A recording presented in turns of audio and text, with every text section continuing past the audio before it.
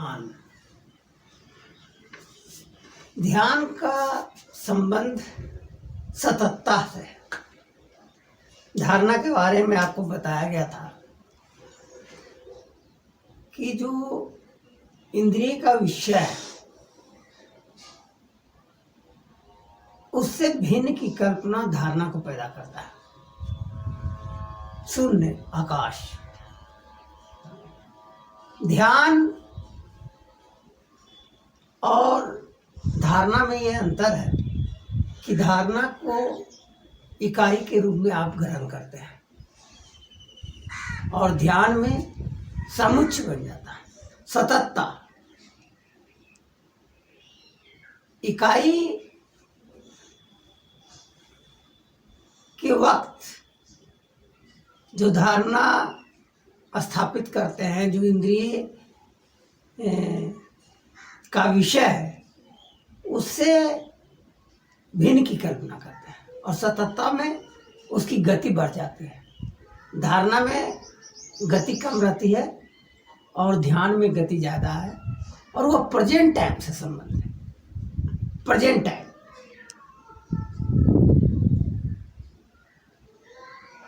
लोग ध्यान में बैठते हैं और शून्य की कल्पना करने की कोशिश करते हैं, वो सफल नहीं होते क्योंकि शून्य की हम कल्पना नहीं कर सकते। हम यथार्थ जगत में जीते हैं और यथार्थ से भिन्न की कल्पना करना आकाश को ग्रहण करता है। हमारा मस्तिष्क स्वतः है, वो कल्पना करता है कि आकाश क्या है। तो धारणा, ध्यान और समाधि। धारणा में इकाई है, ध्यान में सततता है और समाधि में आकाश और संसार के बीच में एक समन्वय स्थापित होता है।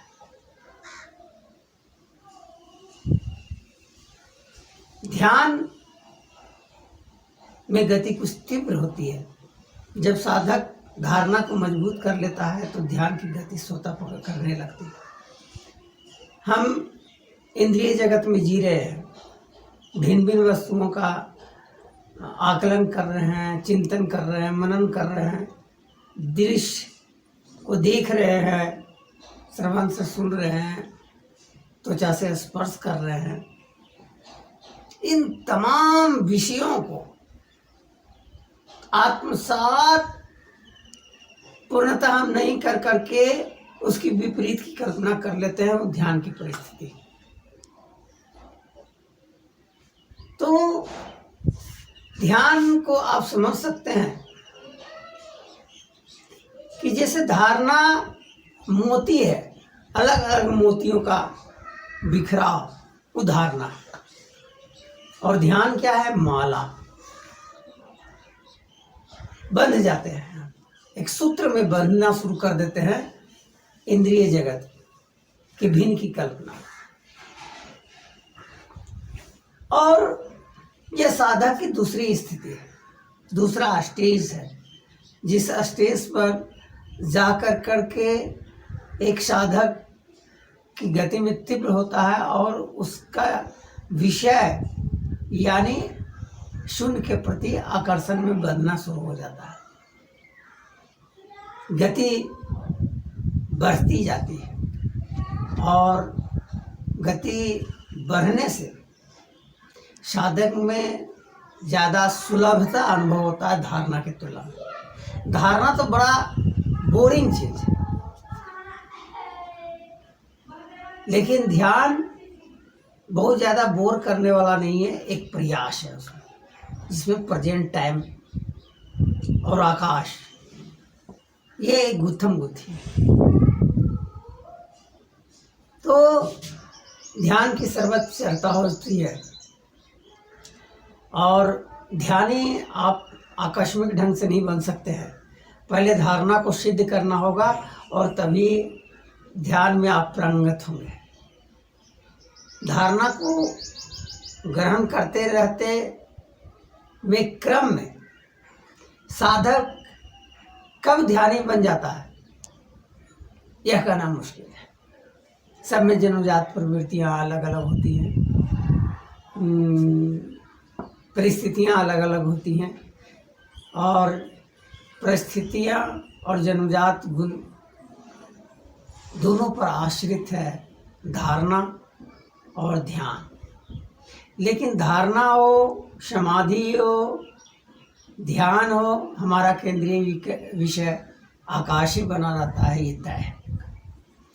और कभी भी एक तत्ववेत्ता के लिए, एक साधक के लिए आकाश ही परम विषय है। दूसरा अन्य विषय उसे उलझाने वाला है। दूसरा अन्य विषय में इंटरेस्ट लेने का मतलब है कि आप साधना से भटक रहे हैं। हजारों प्रश्न हैं और उन प्रश्नों का उत्तर आपको खींचता है कि उसका उत्तर हम जान जाए। उत्तर तो मिलता है उसका, लेकिन आप धारणा ध्यान से दूर होते जाते हैं, और यहीं पर एक साधक के पतन का, गुमराह होने की संभावना सबसे ज़्यादा रहती है। तो धारणा और ध्यान में बस इतना ही अंतर है कि धारणा एकल रूप में आप ग्रहण करते हैं, एक विषय को पकड़ते हैं और उससे भिन्न की कल्पना कर करके आकाश का मनन करते हैं, और जब उसकी गति तीव्र हो जाती है धारणा का, तो वही धारणा ध्यान कहलाता है। और इस तरह से एक साधक साधना के क्रम में एक समय के उपरांत ध्यानी बन जाता है। इसे इसी रूप में समझने की ज़रूरत है। यही ध्यान का सत्य है, यथार्थ सत्य है।